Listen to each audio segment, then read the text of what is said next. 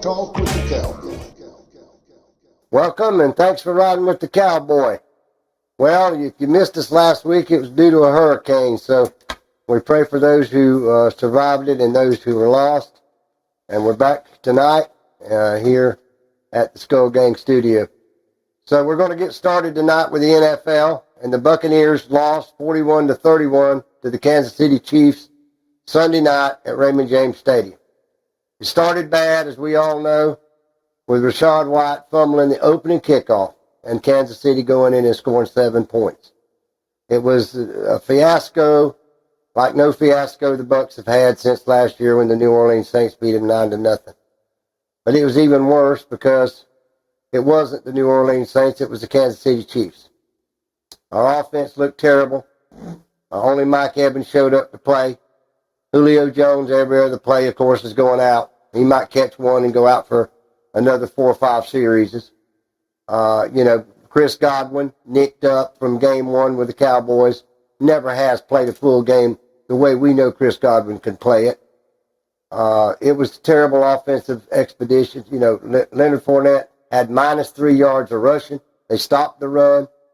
I mean, can you understand -3 yards? -3 yards in your rushing the ball. Now, I'm not saying Leonard Fournette didn't catch passes out of the backfield, but they were not runs. They were considered passes. But the Chiefs came to play, shut us down offensively, even though we scored 31 points. Some of them were garbage touchdowns. Some of them were remarkable catches by Mike Evans. But here's the players Buck Nation and Cowboy Nation knows was showed up offensively. Tom Brady, Leonard Fournette, Mike Evans. Okay? Let's be frank about it. Brake got put out the game. He caught some passes. He got a concussion. Went out for the game. Julio Jones, ineffective. He's a shell of himself. Show me Julio Jones' effectiveness. Russell Gage, $10 million a year for 3 years. What has he showed us? Rachaad White had a few plays. He can catch the ball. And they need to stay somebody to go in and give Leonard Fournette a breather. How about Vaughn? Where is Vaughn at? Where is Vaughn that played last year, that ran a 70-yarder against Carolina? Where is he at? You can't put him in the game? So it was a terrible game. From the start on the kickoff of the fumble to Todd Bowles' coaching to Byron Leftwich play calling to Tom Brady getting a good, hard smack that hurt his rotator cuff, but he came in the second half and played and says it's all in football.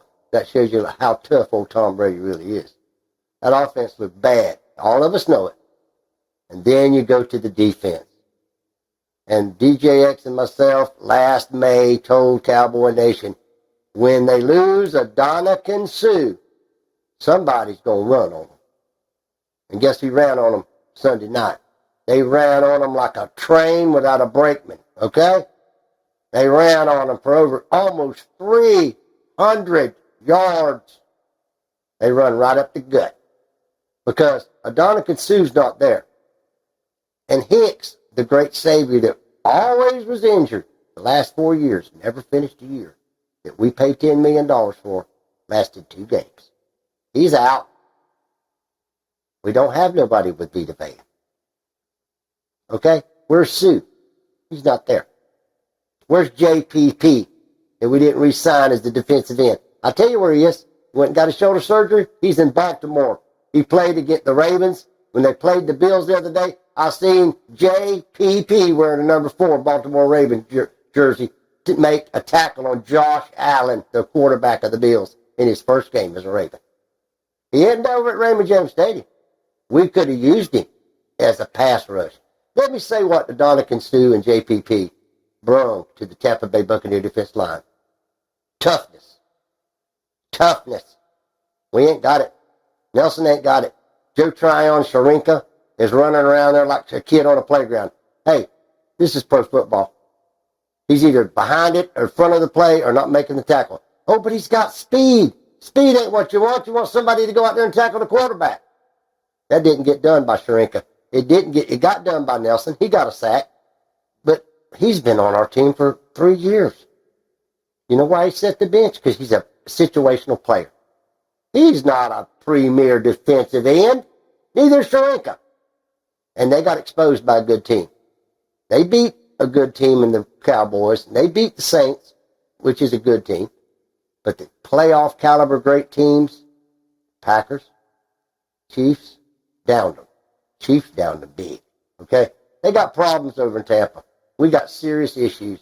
That Byron Leftwich offensive play calling was terrible. You could have called a Pee Wee high school game better than that. I was saying to myself, if he's going to get hit by being back in the pocket, why not throw the ball 40, 50 yards down the field? Because you know why? You don't have no receivers that can go down there 40, 50 yards to catch it, but Mike Evans. Julio Jones every other play is taking himself out of the game. Russell Gage is hitting one or two. Where is this $10 million receiver, Russell Gage? Where is he at? So, this week we got Atlanta at home. We're 2-2, tied with the Falcons, 2-2. And it's going to be a tough game because I'm not going to take Atlanta mildly. Should we beat them? Yes. Can we beat them? Yes. Would it make us feel better if we beat them real good? Yes. But do we have the weapons to do it? I don't know. I don't think so. We sure do miss a guy named Gronkowski out there. I guarantee you that. You can see it the other night when we was playing a caliber team. And I'll say that something else.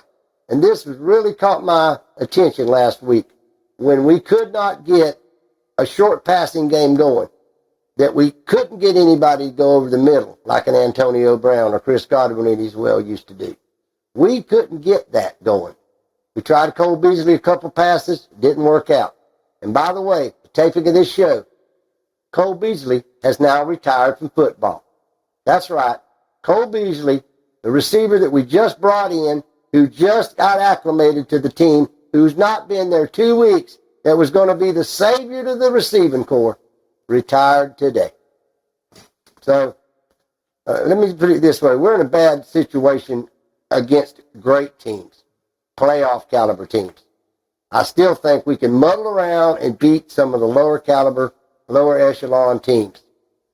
But if you watch the Tampa Bay Buccaneers Sunday night in every facet, every single facet of that game, and I heard a lot of people say, oh, but they scored 31 points. They were garbage touchdowns. You know it. I know it. We all know it. That's garbage, okay? They were never in that game. From the kickoff, being fumbled, right on to the end, okay? So we, as Buck Nation and Cowboy Nation, need to know that we need to watch these games very critical and hope that they can find some receivers that can go out there and play. Perryman always hurt. Jones always hurt. Gage not getting it done. Godwin cannot stay on the field of game. Bray on the sideline with a concussion. Who's that leaving us at tight end? Kobe Keefe and this the kid we got from Washington? What are we talking about? Leonard Fournette, -3 yards rushing. Your offensive line's got to step up, start blocking. We said we needed offensive backups. We needed some offensive help on the line. Did we get it? No. But you heard it here from Cowboy, and you heard it here on Sports Talk with Cowboy. You heard Hicks. When they signed him, we said, listen, he's not going to last. He's lasted 2 games. Gone. All right, we're going to move on to the rest of the NFL and the injury to Tagovailoa, the quarterback down in Miami, the concussion, where he came and got concussed in the Buffalo Bill game, then played Cincinnati game and was concussed again a second time in the same week. He's been ruled out with the New York Jet game this week with the Miami Dolphins. They're going up to play the New York Jets. A big game because New York Jets are 2-2. So we're following his concussion and how serious of nature it is. It has changed the concussion protocol in the NFL. They're taking it a lot more serious. And if you see somebody with a concussion, here's what you do. Put him on the sidelines and don't let him play the next game. It's that easy.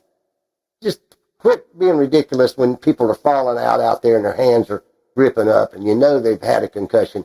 Pull them out of the game, okay? Just do that. It seems like common sense, but sometimes in the NFL we have no common sense situation. All right, so we're going to move on now to the games this week. There's a lot of big games, pivotal games. We got the games with Kansas City and the Las Vegas Raiders in that division. That's going to be a big game. The Dolphins and the Jets is going to be a big game. Believe it or not, the Cowboys and the Rams game is going to be a pretty interesting game because the Rams are going to host the Cowboys. The Cowboys got a good defense. The little quarterback that's backing up with Dak Prescott out has played good and won 3 straight games. They're 3-1. And the Rams were beat by the 49ers this weekend, so they're 2-2. So that's going to be a good matchup for this week's games. So we'll continue to follow that and continue to keep you posted on the Atlanta game. And now we're going to move on to baseball and the Tampa Bay Rays and their pursuit of a World Series. And they will go into the playoffs in the American League, the number 6 seed, playing the Cleveland Guardians, a.k.a. the ex-Indians, in Cleveland starting Friday night. The night this show airs will be the first game of a 3-game wild card series, all 3 games in Cleveland, Friday, Saturday, and Sunday. So we're hoping that the Rays can show some offense. Their pitching's not been that bad, but their offense has just flat showed no sign of life. Let's just quit cutting to the chase. Their batters are not hitting the ball. None of them are scoring. They're being shut out every other game. No runs scored. You've got to score a run. So what we're looking for in the playoffs is some kind of spark. We need it, and we need all the Ray fans to support the Rays in their quest to win the World Series this year. And we hope when we come back next show, they're still involved in the playoffs and that they take 2 out of 3 games against Cleveland starting Friday. So that's all there is on the Rays. And now we're going to go to our questions. And the first question is from Peggy in Lakeland. And Peggy wanted to know what I thought about the concussion of the Miami quarterback, Taylor Vola, and whether it could have been prevented. And Peggy, I think it can't be prevented because we're playing a contact sport with people that are out there trying to hit each other and knock each other down.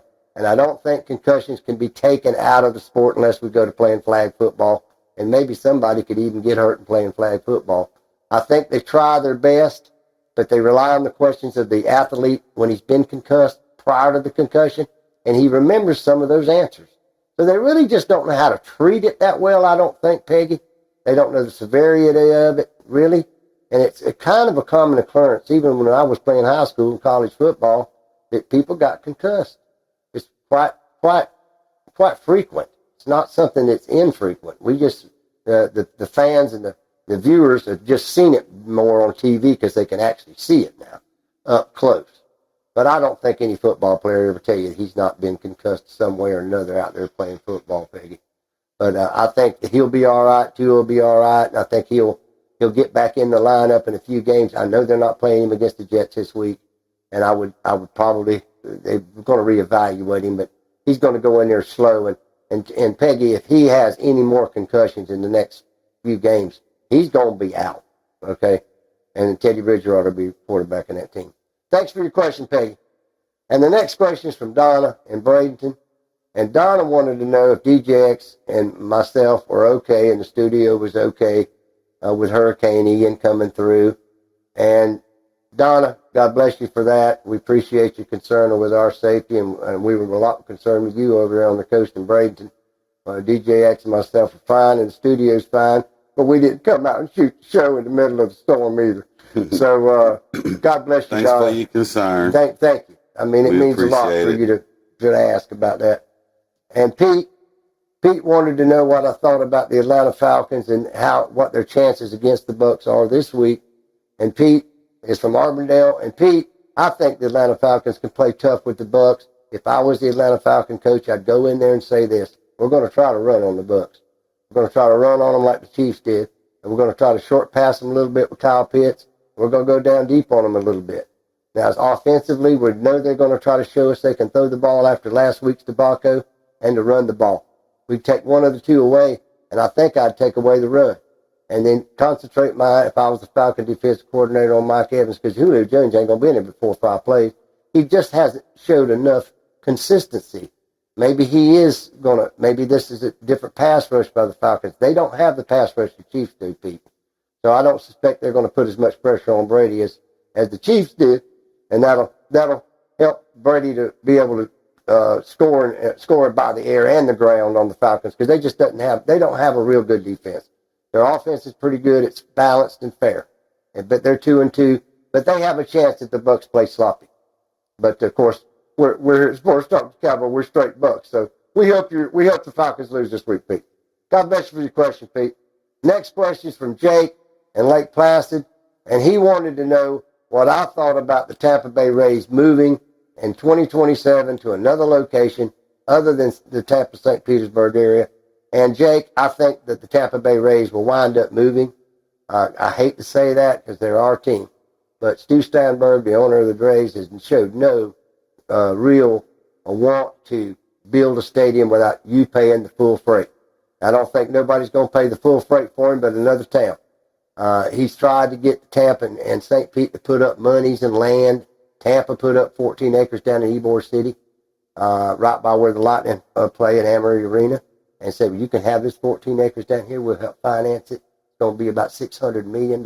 We'll pay about $400. You pay about $200. Here's what he said. No. So I don't think he's really wanting to negotiate. So 2027, the lease runs out in Tropicana Field in Tampa. I mean in St. Petersburg. I just don't see it. And you're going to have to get started, Pete, because Jake, it's not going to be long, and 2027 be around here. 2023 ain't very far off. God bless you, and thank you for your questions. Thanks for all your questions tonight. DJX, what you got for me tonight? Well, Cowboy, you know how we do it. Let's get right off into it. All right. Nick Bosa discusses upcoming matchup, his rival, Baker Mayfield. Well, he's one that you don't want to have chasing you around, and they have been rivals for a long time, even in college, and they're going to get the chance when the 49ers and the Panthers meet. Right. And he's a tough hombre. Oh, wow. Okay. New England's Patriots report. Mac Jones injury. Patriots quarterback believe he can play versus the Lions. What you think? I think they should. Yeah, they should keep him out against the Lions. I mean, I hate to say it, but he's got a back injury. Young quarterback.